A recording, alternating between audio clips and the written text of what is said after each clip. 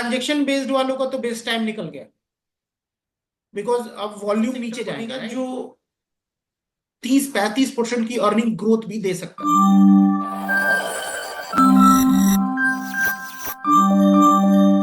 What about the financial services sector?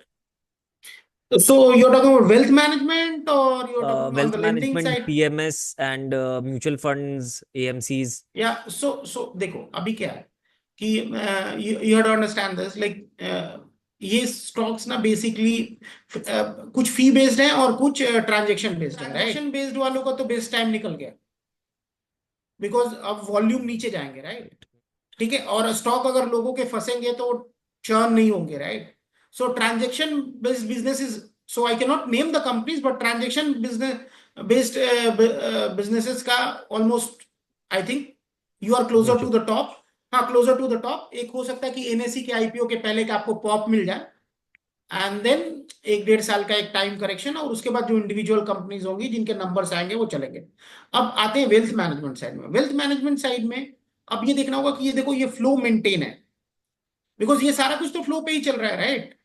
सो अगर अगर ये फ्लो मेंटेन रहता है तो हो सकता है कि ये एक आध सेक्टर बनेगा जो 30-35% की अर्निंग ग्रोथ भी दे सकता है। So I don't have the clear answer to this, but transaction based more और less top is in place, और मे बी एक एनएससी के आईपीओ के साथ। वेल्थ मैनेजमेंट साइड में स्टिल एक क्वेश्चन मार्क। अगला क्वार्टर देखेंगे कि ये जो स्लो डाउन आया है पिछले 1-1.5 महीने से, वहां पे किस तरीके से एन्यूटी बेस्ड बिजनेसेस में क्या चल रहा है, कैसे चल रहा है, and then we will take a call. But I think कि थोड़ा सा ओवर हीटेड है।